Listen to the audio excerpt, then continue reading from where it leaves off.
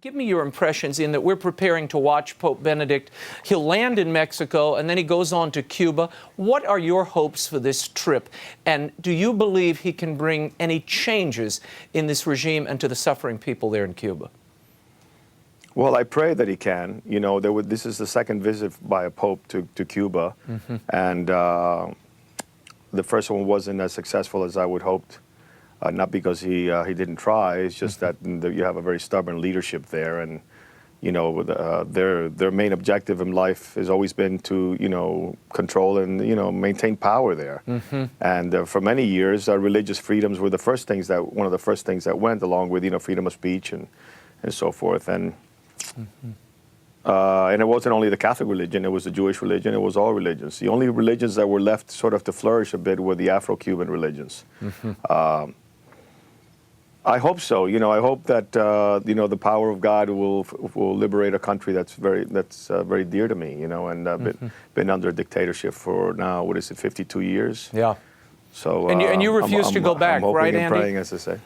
I really have no desire of going back. Yes, I do have desire of going back on a daily basis. I think about it, but not while that regime is in power. Yeah.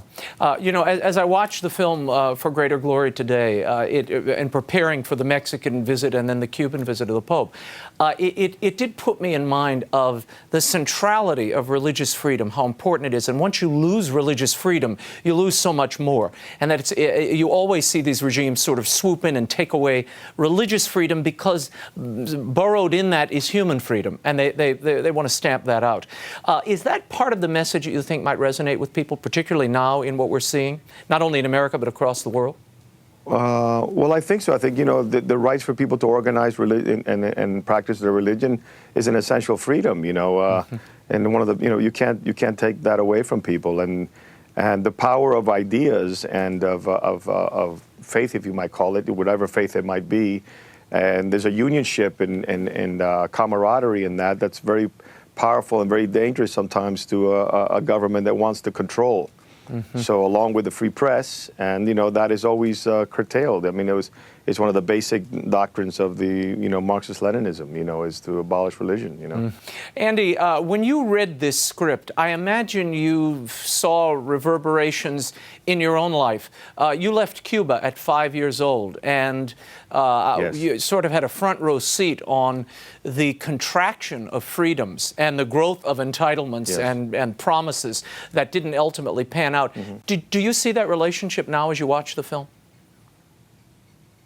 Well, yeah. I mean, ultimately, the Cuban Revolution, like many people, it was then turned into a Marxist-Leninist, sort of centralized dictatorship. But it was the promises of the manifesto of Fidel Castro himself and his 26th of July movement, like many of the other factions that were fighting the anti-Batista rebellion, was to reestablish a constitution and democracy and have elections, all the things that we cherish here in America.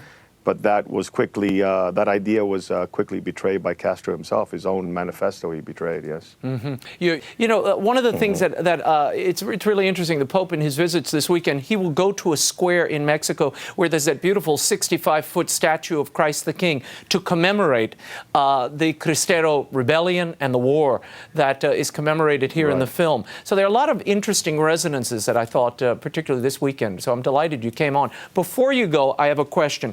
The film really asks and begs the question, what price would you pay for freedom? What price would you pay, Andy Garcia? Well, there's many people that would pay the price of their life for freedom. And this is evident in this movie, obviously, and throughout our history. And in the case personally of my family, I think I would be prepared to do the same thing that my parents did, which is to go somewhere and uproot everything and start from scratch somewhere that guarantees me and my family the right to pursue our life freely, speak freely, and pursue your dreams without any repercussions. And if I have to, I guess who's to say how far you would go if your family or you're cornered into a position like that. But I would say, I would imagine that, like any father, we'd be prepared to die for our family to have those rights.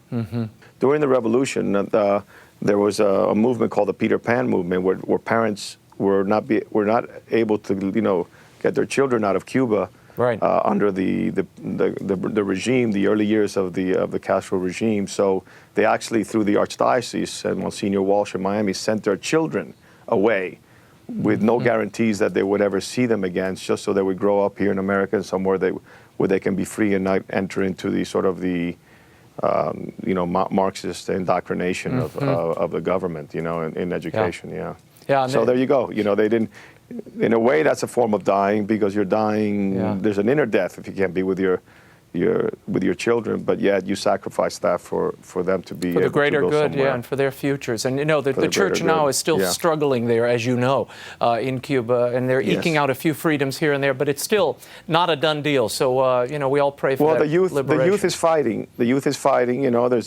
There's an illegal internet system there, and the bloggers get out like Ioannis Sanchez, and the world is getting to know what the truth of that island was. For many years, they were able to control the information that got out, but they're losing that control, and that's what's changing the country. Very good. Andy Garcia, thanks again for being here.